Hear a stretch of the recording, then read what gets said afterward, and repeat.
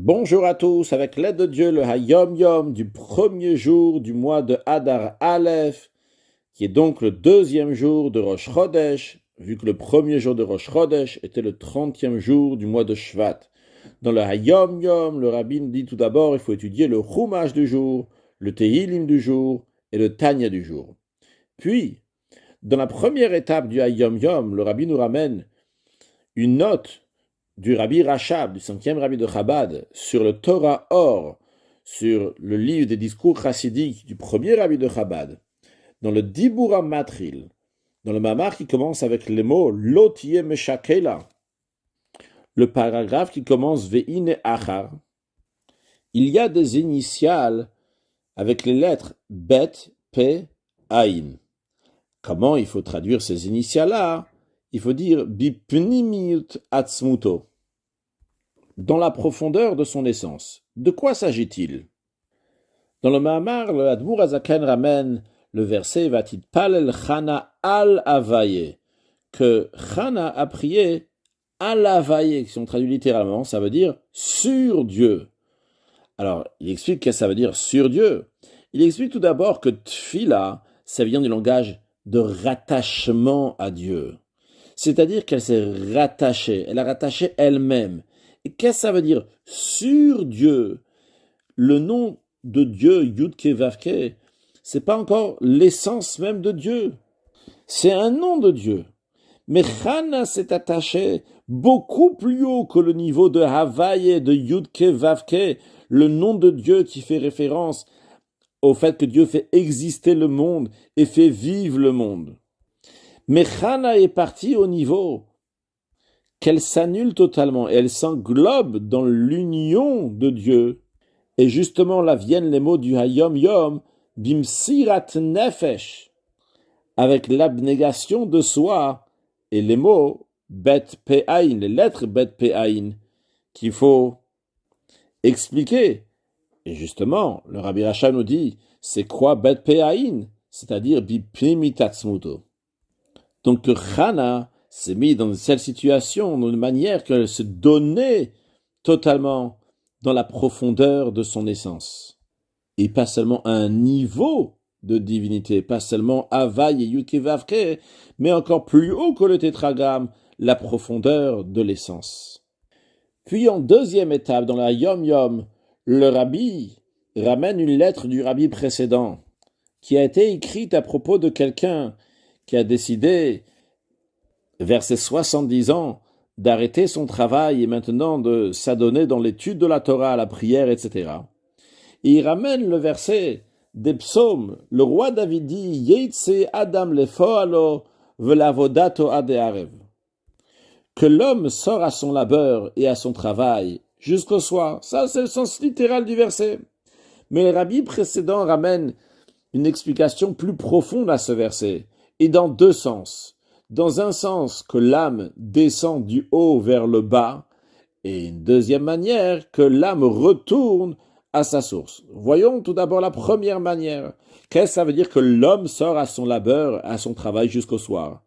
Chaque âme, lorsqu'elle descend dans ce monde matériel, elle reçoit des missions. Dans ces missions-là même, il y a des missions générales et il y a des missions spécifiques. Et c'est ça le sens de la phrase. Il y a deux étapes dans la phrase, dans le psaume. Il y a la première chose, l'homme sort à son labeur. Lorsque l'âme, elle quitte la situation qu'elle connaît dans les hauteurs célestes, dans le sanctuaire où se trouvent les âmes avant de descendre ici-bas, et elle descend de niveau en niveau, jusqu'à qu'elle va s'habiller dans un corps et dans une âme matérielle, une âme animale. La finalité de ce processus-là, quel est le but de cette descente?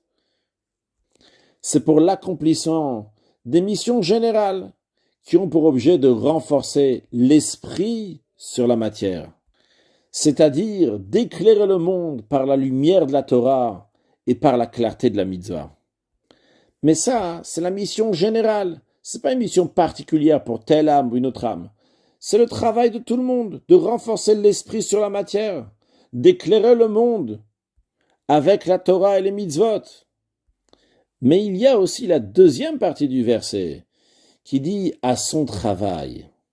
En effet, lorsque l'âme descend ici-bas, il n'y a pas seulement une mission générale qui est la même pour tout le monde, mais il y a aussi la mission particulière qui est confiée personnellement à chacune des personnes. Chaque âme, elle a son rôle spécifique à elle, qu'elle peut assumer par son intellect ou ses sentiments, en fonction de sa nature, en fonction de son caractère. Ça, c'est déjà particulier pour chacun.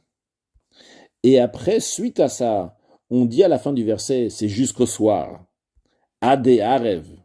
Ces deux missions, ces deux sortes de missions, les missions générales ou bien les missions particulières, ils sont à faire jusqu'au soir. Quand on dit ici jusqu'au soir, ça veut dire tant qu'il est temps d'agir, tant que tu es encore en vie, tant que tu es encore dans ce monde-là. Hayom la sotam, aujourd'hui pour accomplir les mitzvot. Dépêche-toi. Secoue-toi, avance, fais ton travail lorsqu'il est encore temps, lorsque tu es encore dans ce monde, lorsque ton âme est encore dans ton corps. Et même plus que ça, on dit ici, fais les choses lorsque tu es encore jeune. Développe ta crainte de Dieu, tes bons caractères lorsque tu es jeune. Et à ce moment-là, à des Arev, lorsque ça va arriver le soir, Arev aussi bien dans le sens de soir, mais aussi bien dans le sens de Arevut, de douceur, ça va être agréable. Si tu t'es travaillé lorsque tu étais jeune, lorsque tu vas arriver à un âge plus avancé, tu vas avoir un plaisir de faire des bonnes choses. Non seulement que tu vas agir comme il faut, mais tu auras un plaisir de cela.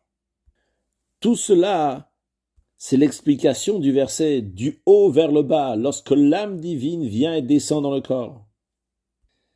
Mais plus profondément, ce verset peut être interprété de la manière suivante.